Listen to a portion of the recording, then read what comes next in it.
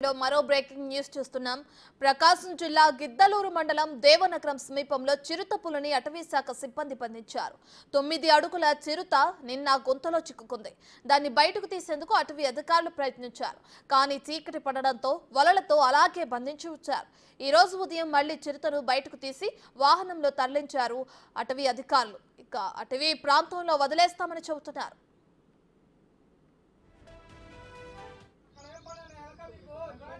Right, ఇదే అంశానికి సంబంధించి మరింత సమాచారాన్ని మా ప్రతినిధి జయరాం అందిస్తారు.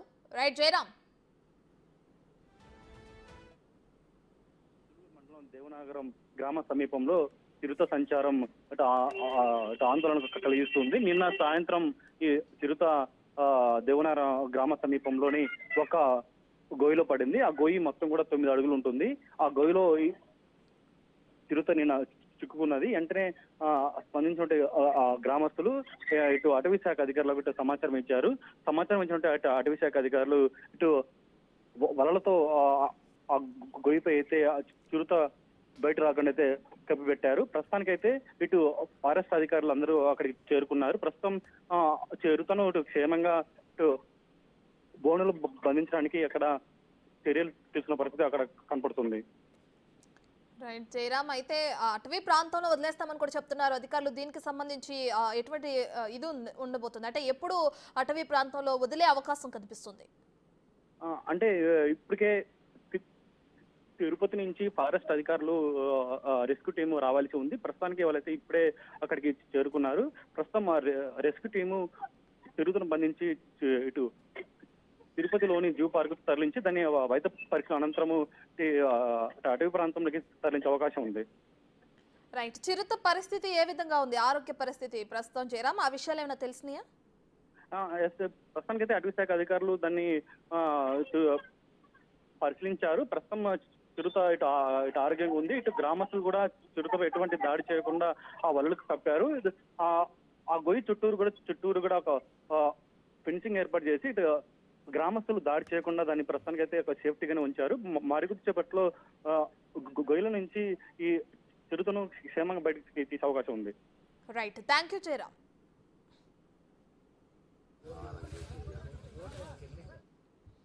ఇక బులెటిన్లో మరో బ్రేకింగ్ న్యూస్ చూస్తున్నాం. నంద్యాల జిల్లా మహానంది ఆలయ పరిసరాల్లో చిరుతపులి సంచరిస్తుండటంతో స్థానికులు భయాందోళనకు గురవుతున్నారు. ఆలయ సమీపంలోని గోశాల వద్ద వేకుజామున చిరుత సంచరిస్తున్న దృశ్యాలు సీసీ కెమెరాలో రికార్డయ్యాయి. వారం రోజులుగా మహానంది ఆలయ పరిసరాల్లో సంచరిస్తున్నట్లు తెలుస్తోంది. భక్తులు అప్రమత్తంగా ఉండాలని సూచిస్తున్నారు ఆలయ అధికారులు. చిరుత సంచారంతో భక్తులు, స్థానికులు, ఆలయ సిబ్బంది భయాందోళనకు గురవుతున్నారు.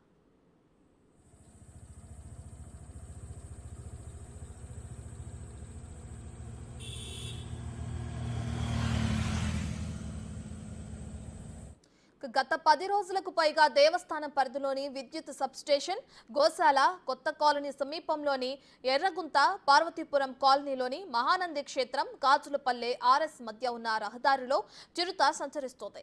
దీంతో ప్రజలు భయాందోళనకు గురవుతున్నారు. చిరుత సంచారం విషయంలో అటవీ శాఖ అధికారులు చర్యలు తీసుకోకపోవడంతో యాత్రికులు, భక్తులు, స్థానికులు ఆగ్రహం వ్యక్తం చేస్తున్నారు. మహానంది ఆలయ పరిసర ప్రాంతాల్లోనే కాక నంద్యాల జిల్లాలోని నల్లమల్ల అడవి ప్రాంతంలో చిరుతపులులు హల్చల్ చేస్తున్నాయి.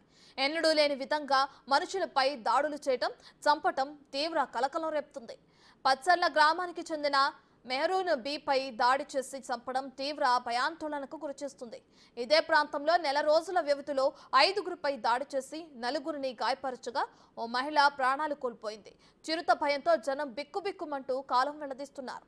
పచ్చర్ల గ్రామానికి చెందిన మాజీ ఉప సర్పంచ్ మెహరూన్ బి కట్టెల కోసం అటవీలోకి వెళ్లగా దాడి చేసి చంపింది.